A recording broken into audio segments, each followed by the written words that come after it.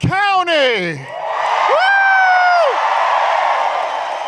Woo! My hometown. My hometown.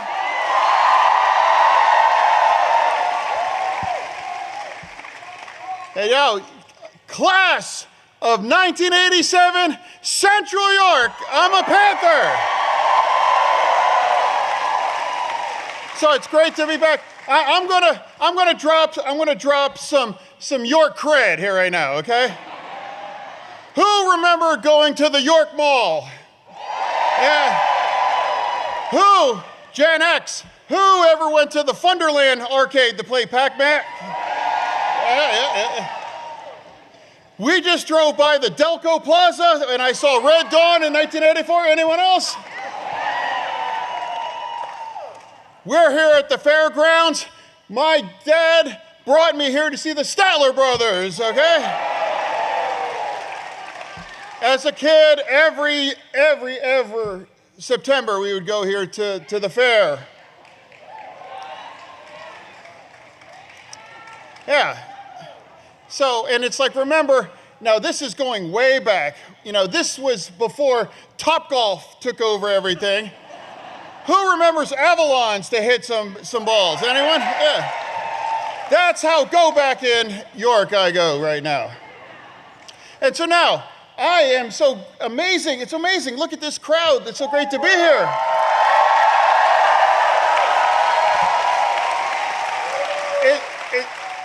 It's such an honor to be here to welcome our next vice president right there.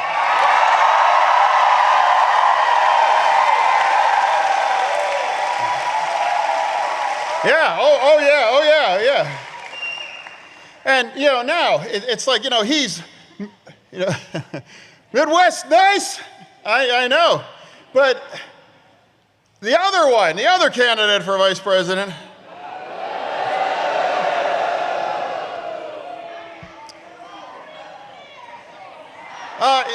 yeah. You know, I work with him.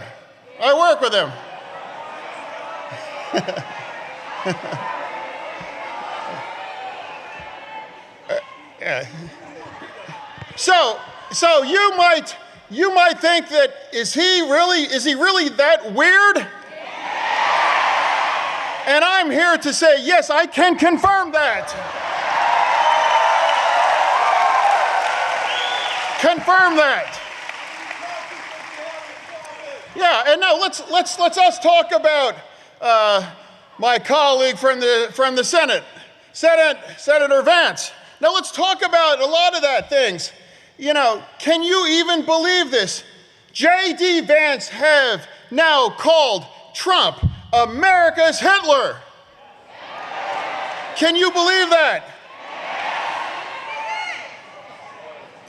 In an interview, Vance actually agreed that Trump is a sexual predator. He doesn't want to talk about that. And also J.D. Vance has now even said this, and you can look it up, and it's absolutely true. Vance actually said that, I hate the police. Why? He doesn't want to talk about that. J.D. Vance said, I hate the police. You know, I thought we were supposed to be soft on crime. Crazy. And now, even back in 2020, Vance actually said that Trump failed to deliver. He summed up the Trump presidency. Oh, there. How he ended up on his ticket, I don't understand that. Can somebody explain that? I can't.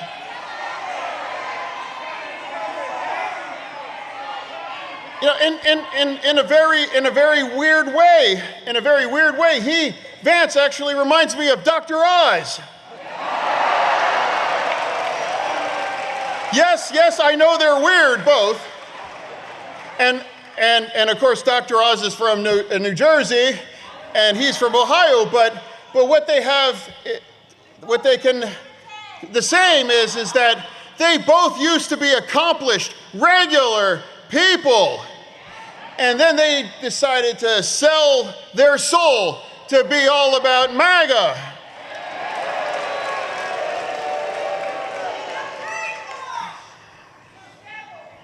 And now, it's like just like Pennsylvania rejected Dr. Oz and sent him back to New Jersey.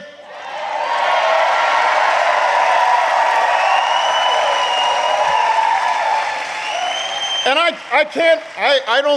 can't think that Pennsylvania is going to want somebody like J.D. Vance as the vice president on that.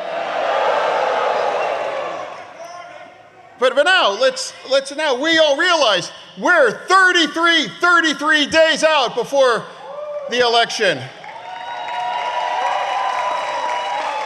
Pennsylvania picks the president.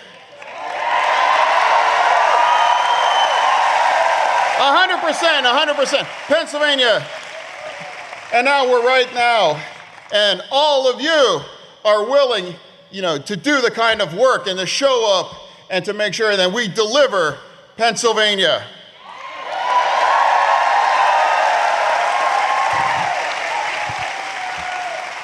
And now I'm going to talk to the media that's all here now. National media, anyone. I talk to the media all the time. And I'm calling it out. Now let's talk about the kinds of campaign that Trump is wanting and winning. What's he talking about? How he thinks that. Now Trump is talking about that they're eating the dogs.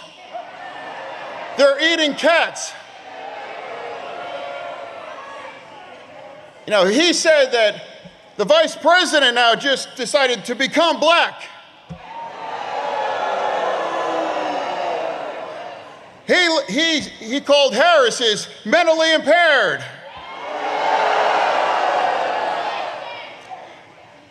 He's even said, I was in the audience when he said that if I lose this election, now you can blame the Jews on that. Now I'm challenging the media right now. I'm not going to pretend that this is a normal kinds of an election here right now. The vice president is talking about real issues and having reasonable things and have strong policies. And now, what's the other side? I challenge the media. I want the media to find the last logical, sane thing, decent thing, anything that Trump has said in this entire election. If you can find a clip on that. And if they can find that, I'll sit down and I'll watch it with you right now. But right now, it's an incredibly stark choice right now.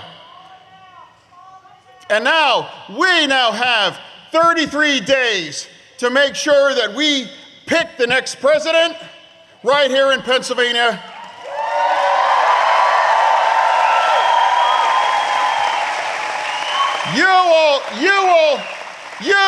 You delivered for me in 2022.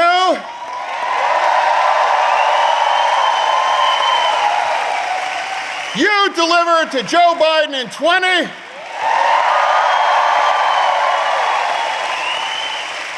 And now, your next mission is to make sure that Kamala Harris and Tim Walz is our next team leaving Pennsylvania. Thank you, York. Thank you. Thank you. Thank you.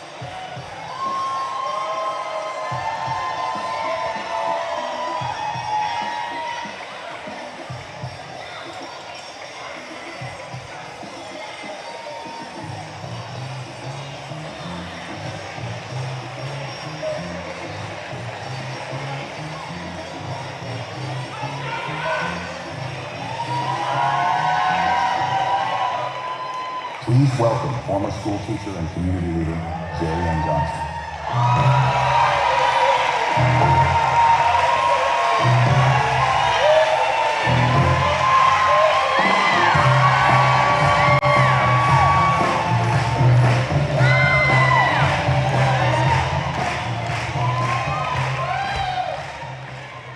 Hello there.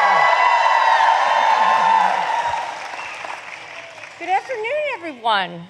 My name is Jerry Ann Johnson, and I'm very, very happy to be here to welcome Governor Walz to our neck of the woods here in central Pennsylvania.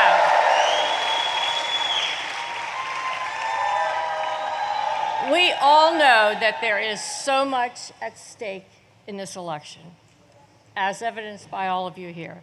From our freedoms to our democracy to our families' bottom lines, there's only one ticket that is fighting to take our country forward and that has common sense solutions to help people out. We need steady leaders who are ready and willing to work together to deliver for folks.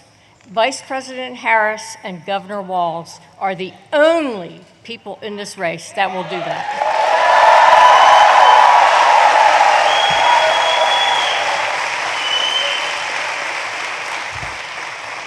So you might be wondering, why is this person that we don't have any idea about, why is she speaking to us today? Well, I have a confession. I have been a lifelong Republican. However, and I voted in my first presidential election in 1972, so that gives you an idea how old I am. But I have seen the light.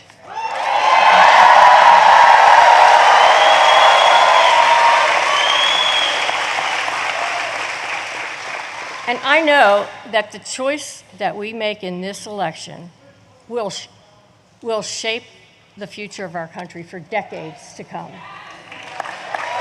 Oh, you can't hear me? Oh, she told me not to touch it, so I was being obedient. So all of us here in York, we know that this is one of the most important counties in one of the most, if not the most, important battleground state of this election.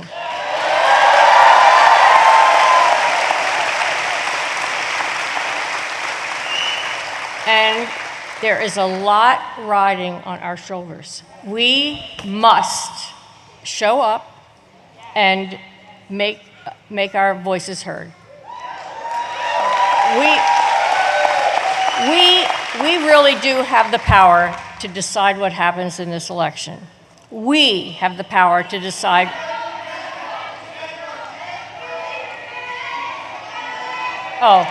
We need a medical person down here.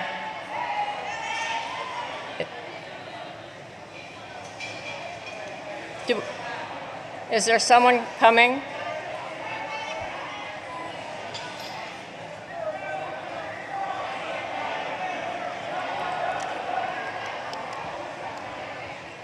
Are you going to catch it? Oh.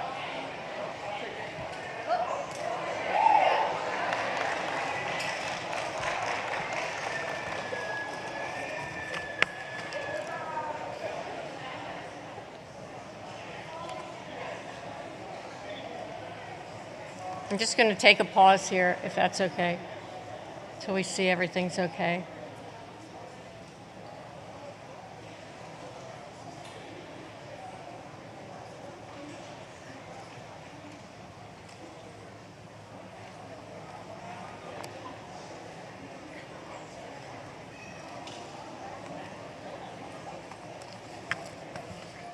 We doing okay?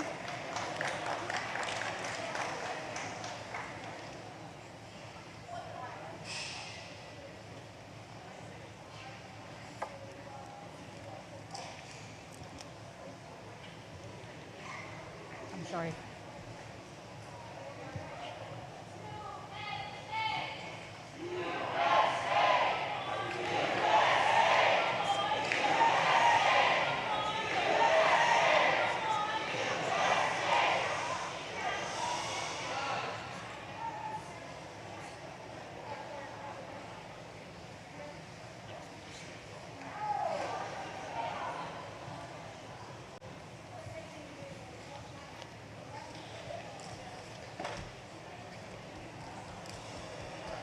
We're lucky to have this support at such an important time here. So thank you to all those helping.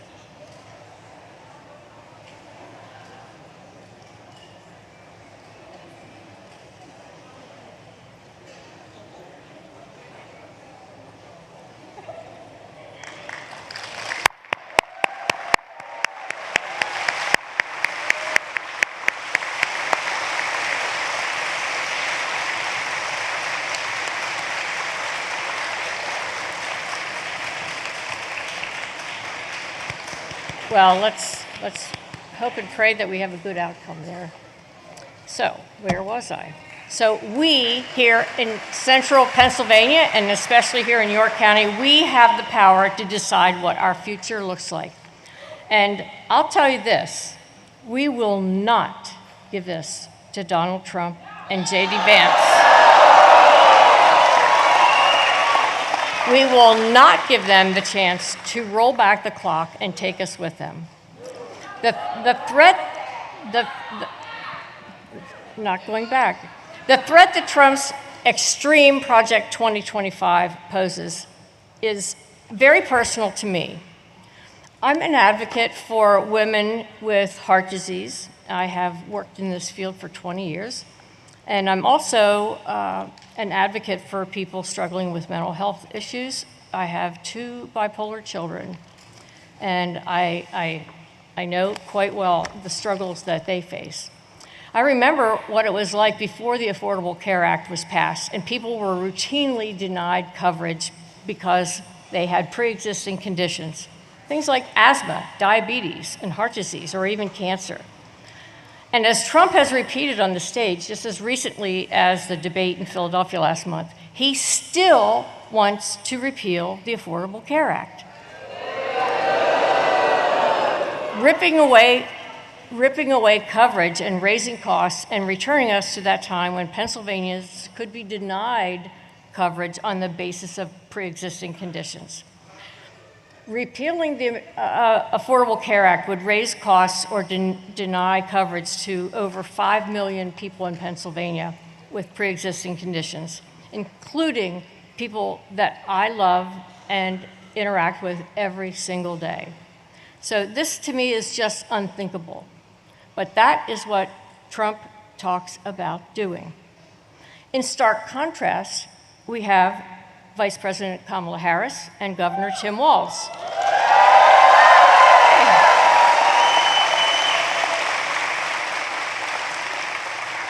They are fighting to strengthen the Affordable Care Act and to lower health care costs.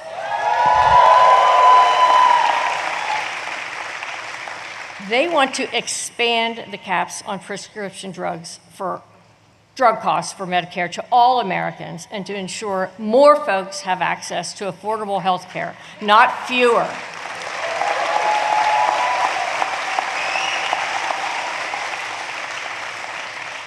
And they will also stand up for the rule of law and defend democracy at home and abroad.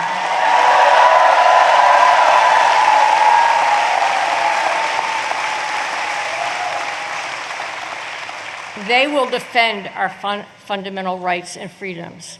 And these are the stakes that we all have brought here today. There's just so much riding on this.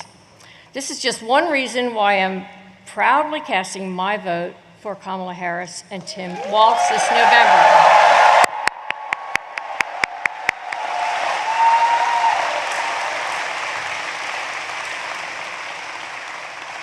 And I think I'm pretty certain of this, that everyone here is going to do the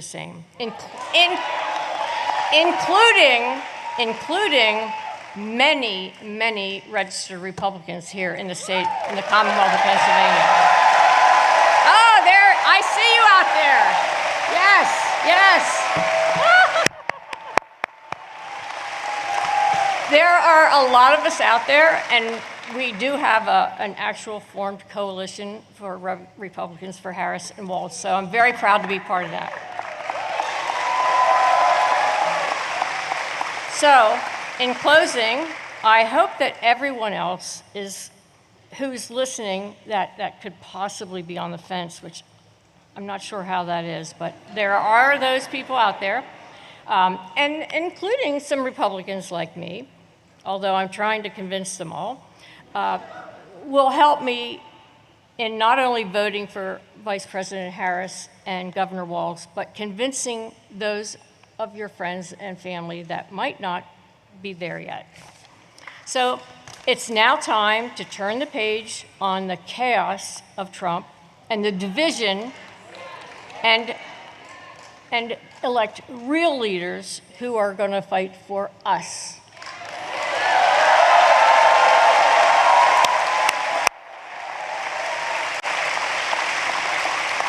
And now, the moment you've all been waiting for, it is my honor, my absolute honor to introduce one of those leaders who is here with us today.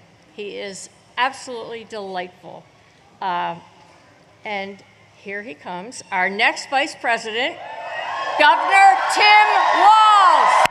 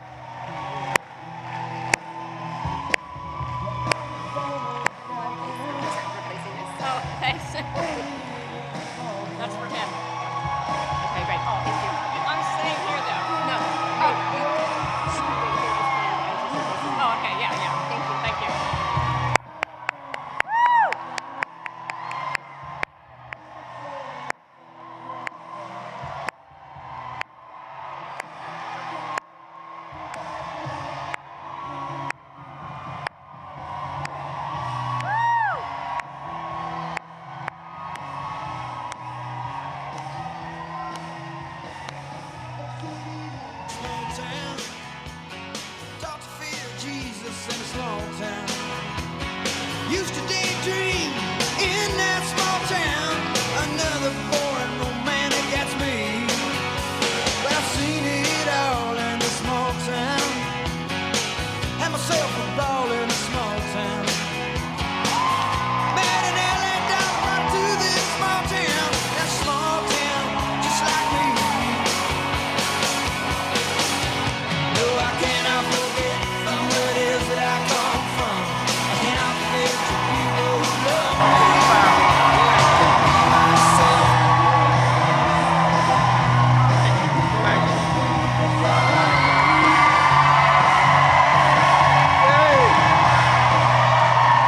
Wow. Well, hello, York.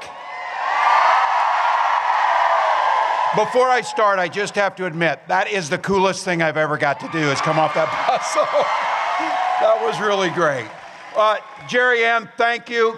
Thank you for coming over to stand with folks who care about the democracy and understanding we can work together for the good of this country. So thank you.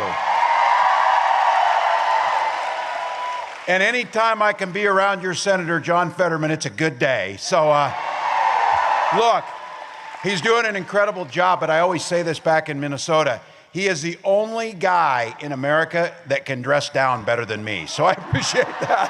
I follow his lead. Look, we got some work to do, but I've also had the privilege when I was in Congress to serve with one of the most honorable, effective senators. You got to send Bob Casey back to the Senate. So you've got to. And I'll tell you, when I don't watch a lot of the pundits or whatever, but I will tell you the one who speaks the truth, and every time I hear her when she's on, I'm like, whoever she's representing is damn lucky. Madeline Dean is doing a hell of a job, so she's amazing. And then A.G. Henry is here, and we were just discussing, as a governor, having an AG that has your back matters more than anything, so really appreciate that.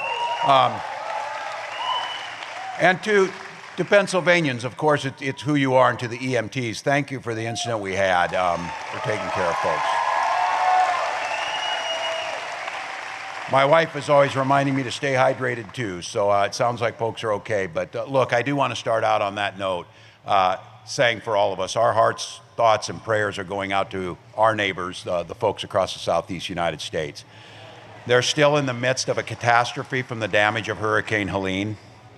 Families lost homes, and too many loved ones have lost their lives. I know President Biden, Vice President Harris, my fellow governors and state and local officials of the impacted states working round the clock to help and protect their people. Vice President Harris was going to be here today. She's on the ground right now in Georgia, making sure folks are doing what they can do.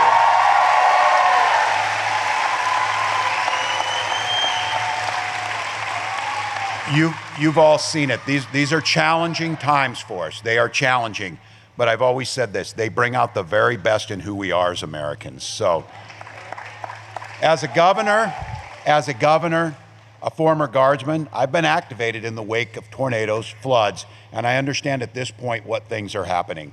It's an opportunity to put partisanship aside, commit to providing the resources necessary, make sure these people get their lives and their livelihood back in order. So, I also say it for the folks, and we see, so the news gets out there. For anyone affected this, keep following local law enforcement. Let the first responders and professionals handle this. We can bring the goodness of the American people in, is what we're seeing. So thank you all. Go to the Red Cross, do some of those things, but we will rebuild. We will get things back. That's just what we do as Americans. So thank you.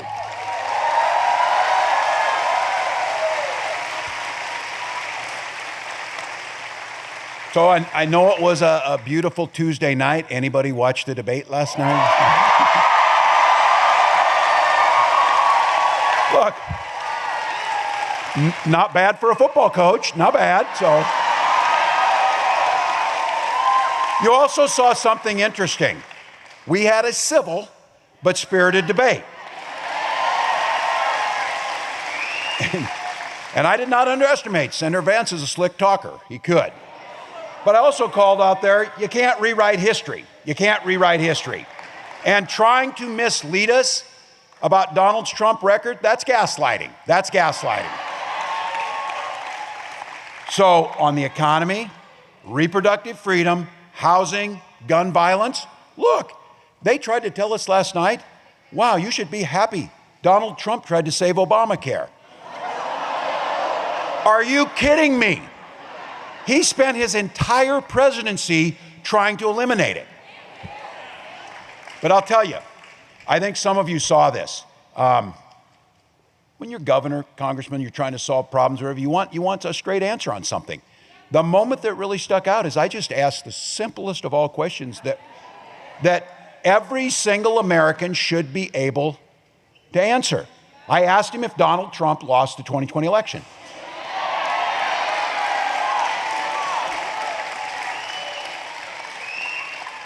He refused to answer.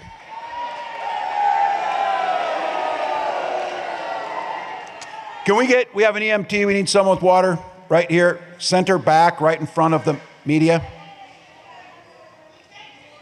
You have somebody? There we go. There he is. You guys got water? Yeah, you're right. We probably should. That's a good point. Think about it. We got somebody on it? All right, thank you all. Thank you, Pennsylvania. But look, I think you can feel the difference, because what I was doing last night and the way I understand the job I'm asking the American people to entrust me with and to entrust Kamala Harris with, I was speaking to the American people last night. It felt, especially in that moment to me, that Senator Vance was speaking to an audience of one. Now look, there is a reason Mike Pence was not on that stage with me. And let me just say this. I served with Mike Pence in Congress. We disagreed on most issues. But in Congress and as a vice president, I never criticized Mike Pence's ethics and commitment to this country, and he made the decision for the Constitution. Mike Pence did his duty. He honored his oath, and he chose the Constitution over Donald Trump.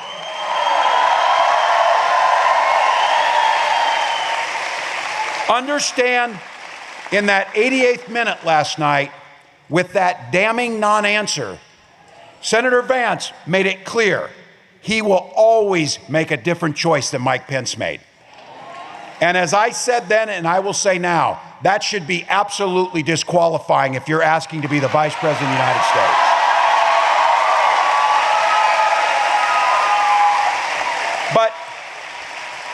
But our democracy is strong, and we know that campaigns are supposed to be about giving a vision.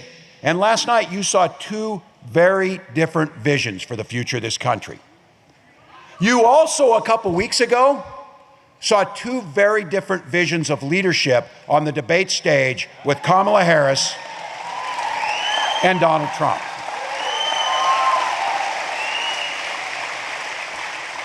Presidents' words mean something.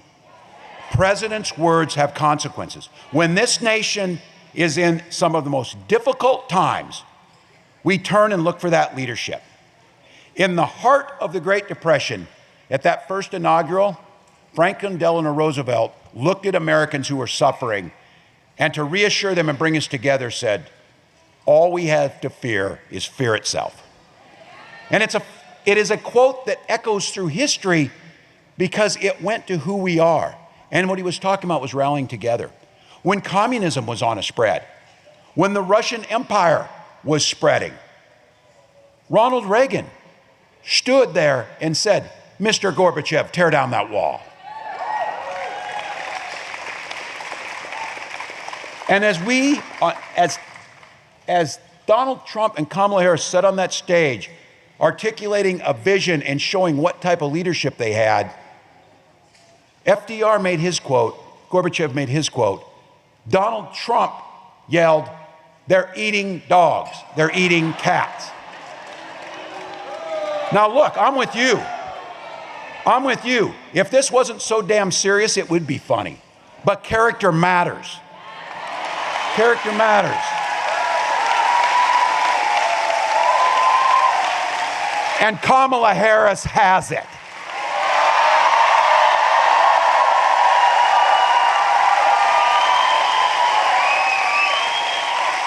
Her vision is about bringing us together and being a president for all Americans.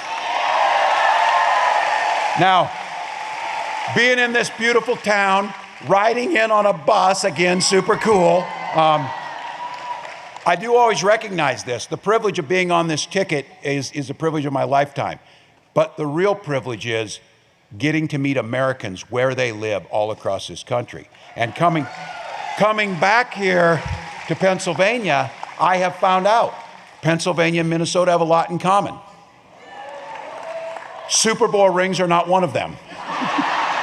We're 4-0, people. Let me have my moment. Let me have my moment. Go Vikings.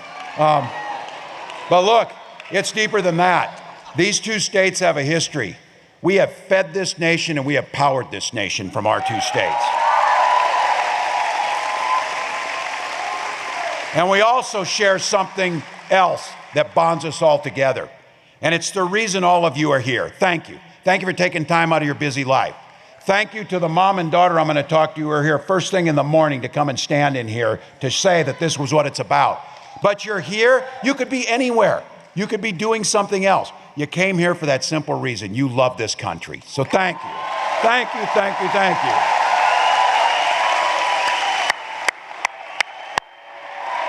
Thank you.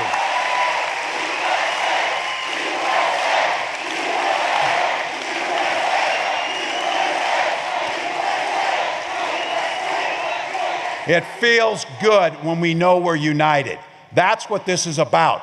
Kamala Harris knows that from her first day as a prosecutor to right now as vice president. Kamala Harris has only one client, the people. The people. She did her job to protect us. She took on the predators. She took on fraudsters trying to rip people out of their houses. And she took on transnational gangs and corporate interests. And the story that needs to be told, and you see it, she did it by reaching across the aisle to find solutions. That matters. It matters. Donald Trump says, I don't like people who don't like me. I got off a bus last time, I believe it was here in Pennsylvania, one of the first times off that bus, and there were supporters just like you. On the other side, there were supporters that weren't. And I said, I can always tell they had on red hats and they weren't supporters. But Kamala Harris turned to me and looked me in the eye. She said, Tim, never forget, we work just as hard and our policies matter for those people and those people. We're in it together. We're in it together. And let's just be really honest about this, especially for the young folks who are here, because it seems like maybe people had forgotten this. Our politics, and Kamala Harris reminded us, can be done with a sense of joy. It can be done with a sense of happiness.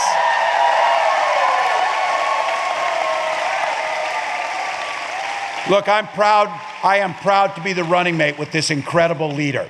For some of you might have heard it, I grew up in rural Nebraska around family farms, and I know Pennsylvanians do this too. When you're from a small town, there's a game we play. We try and out small town somebody else. So I tell them 400, and they're like, yeah, it's about the same. And then I say, I had 24 kids in my class. But it seemed like about 12 of them were cousins, so that's a little different. But I said what you learn in those towns, and this is what I don't think Donald Trump understands.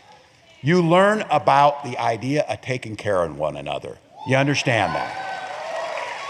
You learn how to help each other.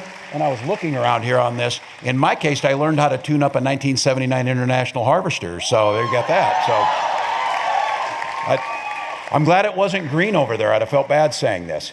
But look, you know your responsibility is to the common good. It's not about driving, and Kamala Harris says this often too. Leadership is not about who you can push down, it's who you can lift up. It's that simple. So I'll tell you, my neighbors, they saw me.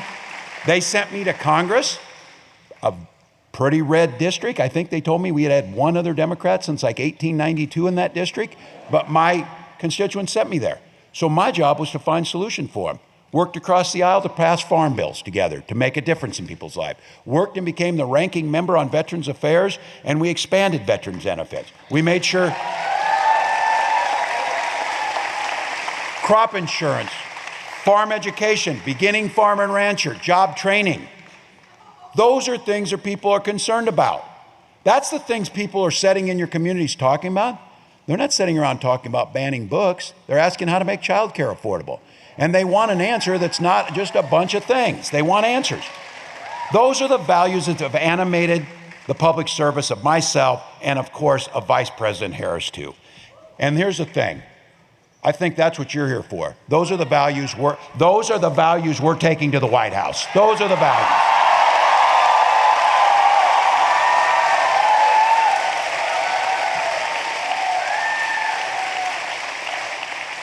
You already know that here in Pennsylvania. You felt the pain of the Trump years. Killed 275,000 jobs. Now we're hearing last night that he created all these jobs. You're like, where the hell are those jobs? I never saw them. Well, under Vice President Harris, Pennsylvania's created more than 500,000 jobs during this time. Look, Kamala grew up in that same middle-class family. She knows the economy works best when it's fair. Look, you folks out here know this, and I was trying to make the point last night. We talk about stopping price gouging, and they want to talk, oh, that's some type of communism or whatever. No, here's what I'm trying to understand is, our farmers are making about $4.30 a bushel of corn, but prices went up at the grocery stores, even though when they were getting more than that for corn, prices were lower. Somebody's taking a cut out of that. Somebody's making money out of that. So and Donald Trump says, instead of fixing that, the folks who are taking the money should just get a bigger tax cut. Well, that's not fair. I brought it up last night. I don't understand how our Republican neighbors wouldn't be really mad about this. How all of you pay your taxes, you know what they do. They pay for the firefighters, they pay for the police, they pay for the roads, they pay for the schools. That's what it does. And they should be fair. They should be fair. How is it that he doesn't have to pay taxes 10 out of 15 years? That doesn't make sense. But you know what happens here is, we're talking about these prices and we're doing things. I saw a photo op of Donald Trump a few weeks ago, and he was in a grocery store. And he pulled out money to pay for a woman's grocery store. Look how generous he was on this. I would bet you any amount of money, that's the first time he's been in a grocery store since 1985. I guarantee you that. He never went into that grocery store. He doesn't actually know what the cost of those things are. But as the rest of the world saw, because of his botched handling of COVID and a global recession, Joe Biden and Kamala Harris had to work ourselves out of that hole. So let's remember, it was Donald Trump that started a trade war with China that his own people said he lost. Slashed income, put farmers into bankruptcy, and killed thousands of jobs because he thought it was a great idea. Then look, I was part of authoring. I was on the committee when we wrote farm bills. These things are bipartisan. There's a very important piece of that, crop insurance, making sure that our farmers don't go out. He tried to cut those programs. And then he tried to cut grants to rural communities affected by natural disasters, just like the stuff we're seeing in the Southeast. That's not how you handle your neighbors. That's not how you do things right. Trying to cut protections for small farmers against big corporations, that's unfair. And here's the thing, when it comes to farmers and ranchers and how they did under his leadership, his ag secretary said something, and I come from farm country, that is just stunning. And some of you in here, if you're associated with this, you know people, you know agriculture. These guys said, well, the trick is you get bigger or you get out. That's how you destroy family farms. That's how you get consolidation in agriculture, and that's how you end up making it easier that prices get fixed in the end. Diversification is better. Small towns know that. Look, I know this. We know where the votes are. We need to take our values and talk about those in areas that we know. We're not just looking for your vote. We believe the policies are going to improve your lives. We believe these things will help you. Kamala's laid out a plan, and she talks about an opportunity economy, one that reaches into farming and energy communities, just like this area of Pennsylvania where York's at, things that make a difference. You're hoping to buy a home someday? Let's make it easier by getting some down payment affordability and build those 3 million new homes. That child tax credit that can reduce childhood poverty by 1/3, lets you buy a crib or the car seat or the baby clothes. That's how you get it. If you're really talking about you're concerned about the children, put your money where your mouth is and help out on that. And again, if you're getting squeezed on grocery, prescription drugs, let's take on the price gougers in Big Pharma. Those of you in here know this. I just met someone talking, those who need insulin. This is not a choice. It's like, oh, maybe I'd like to buy a new TV or maybe I'd like. No, you die if you don't get insulin. It's a necessity. And Kamala Harris capping insulin at $35 gives people a mind that they can get it, peace of mind. We did it in Minnesota, and you know what it took to get it done? It took a mother who lost her son because he was rationing his insulin once he went off her insurance. And when we're talking about price gouging, again, I'll say that little vial of insulin that's $35, it used to cost, in some cases, up to $800. You know how much it costs to make it? $5. $5 is what they say. So look, let's start doing the things that people are asking for, not the stupid things that are there to distract us. If you've got an idea for a small business, let's cut the red tape. We're willing to help on that. And then give a tax credit. And when we talk about the tax credit, it's been frozen forever at $5,000. Who can start a small business on $5,000 on a tax credit? Kamala Harris proposed 10 times more at $50,000 tax credit. And when people ask a couple things, how will you pay for that? First of all, those small businesses will generate a lot of revenue and a lot of extra jobs. And secondly, if you call yourself a billionaire like Donald Trump and you've not paid federal tax for 10 of the last 15 years, we'll start collecting from folks like that. That'll make a difference. So,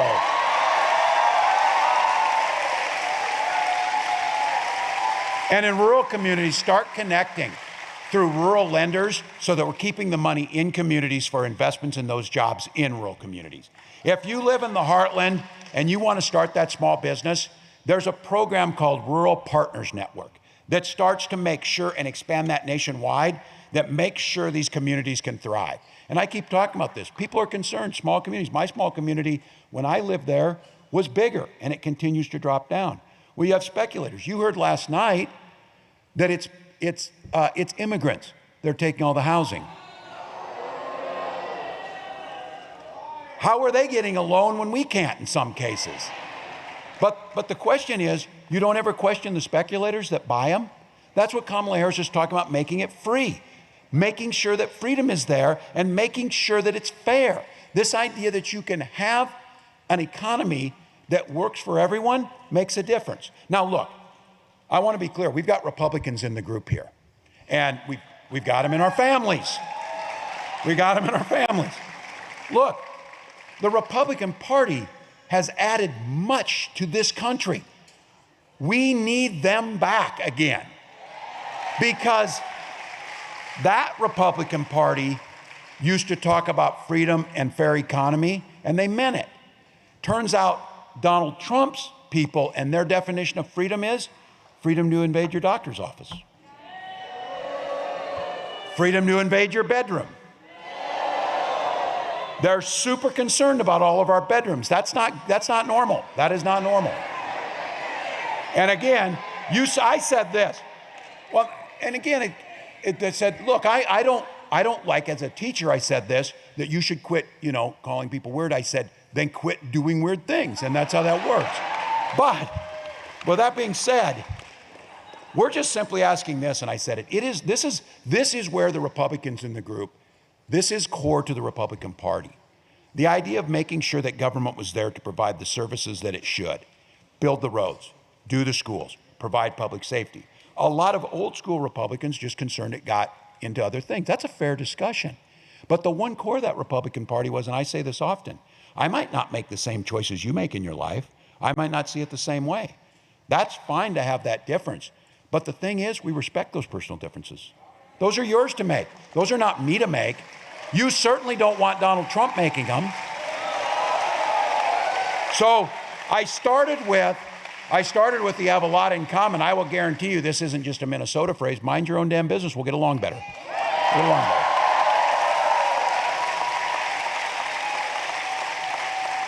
You heard a very clear difference on women's reproductive rights last night. And this is not theoretical. When I talk about names in there, these are women that didn't want to have their names in public. They wanted to have their own personal health decisions be private, as they should be. But because of what they've done, they've pushed them into it because they can't get the care. And if you think they're stopping with just 20 state abortion bans, I talk about this, fertility treatments. And the reason I talk about it's personal. You've all done it. This thing, the families who know this, and again, a lot of these things you don't want to talk about because they are personal, but the hell of going through that, look, you're there, however you want to have your family, you decide you want to have children, and you can't, you want to be able to use the science that's there to be able to make that happen. So if you personally haven't gone through it, I guarantee you have somebody who has. And what I said last night was, if you don't know Amanda Zurowski, if you don't know a Hadley Duvall, the names have talked about these women who went through this. If Donald Trump's reelected, it's only a matter of time, and all of us will know somebody like that. That's the issue. So for Gwen and I, it took us years to have a child, but we had access to health care.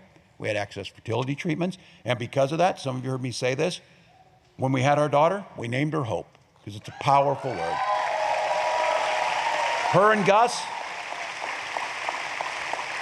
her brother Gus are our whole world. We talk about them often. But that's what, yeah. So, and that's what this election is about too. But my wife, who's a very practical Midwest Lutheran English teacher, she often says, hope's the most powerful word in the universe, but it's not a plan. Folks, we gotta have a plan to make sure that we win this thing. We gotta have a plan to make sure we get it done. Because when Vice President Harris talks about freedom, she means your freedom to make your personal health decisions, choice about your families. And this is my appeal to Republicans. When did the Republican Party think it was okay for politicians to make personal choices about your life? That's not okay. and the freedom of our seniors to retire with dignity by strengthening Social Security. We didn't get to talk about it last night. I didn't get to talk about it much last night, but this is how they think about things. Donald Trump called Social Security a Ponzi scheme. And Senator Vance said it was the biggest roadblock to fiscal sanity. Look, if you've got $1 billion and you're not paying your taxes, I don't think you give a damn if the Social Security check comes or not. But if you're like my nearly 90-year-old mom, she depends on that check. It's really important. And we paid into that system. It doesn't add to the national debt. And we talked about it last night, and I will not apologize for being passionate about this, and I'm going to continue to talk about it. Freedom to send our kids to school without worrying they're going to be shot dead. That's it.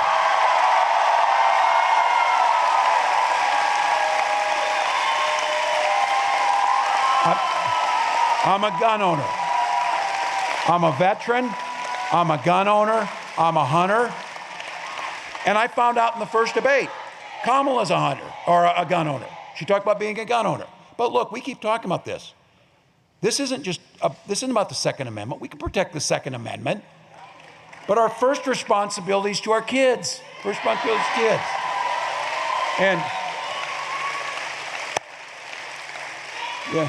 And the teachers. Yeah, as we said, after some of these mass shootings, Donald Trump and people said that Americans were traumatized, said we need to get over it. Senator Vance said it's a fact of life down in Georgia. 2 dead students, 2 teachers trying to protect their students dead, and told us that just a fact of life. Kamala Harris said it doesn't have to be. It doesn't have to be a fact of life.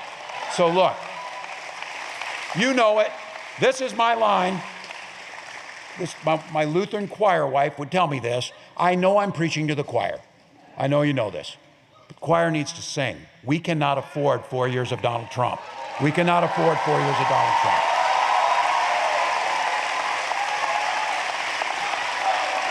We're not going back.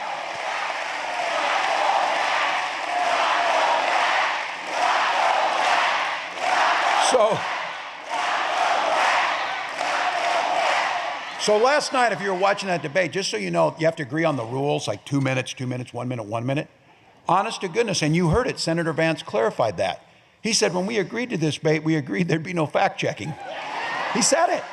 He said it. We did agree to that. And, you know, they say that's meant to be. I would have spent my whole night saying, that's not true, that's not true, that's not true. But here's the thing, they helped us out with this, because no matter what he said, we know what the playbook is. It's a little over 900 pages, and it's called Project 2025. They say, we don't know what that is. Well, really, Senator, you wrote the foreword to the architect, you know, the book. That might have something to do with it, but here's what I said. I know the surest thing. They printed this thing, they put it out there, it lists exactly what they're gonna do, from pregnancy registers to gutting, Head Start, some of those things. But I said this, as the old football coach in me knows, if you're willing to make a playbook, you're gonna run the plays. You're gonna use the plays. But here's the deal. This is the power of the democracy. I think it's important to know what's out there, but that stuff doesn't inspire people. What inspires people is what we're going to do. And in this election, we have a chance to turn the page on those guys. Elect a new generation of leadership and chart the new way forward. All right, you know it. 34 days to go. Some counties, mail ballots have already been dropped. And don't forget here, October 21st, last day to register in Pennsylvania. Here's my pro tip to legislators in Pennsylvania. Do what we do in Minnesota. Get it to same-day registration. It shouldn't be hard to vote. Shouldn't be hard to vote. So here it is. This is our time. All gas, no brakes. And look at me, I'm trying to lead by example. We will sleep when we're dead because I'm not sleeping. So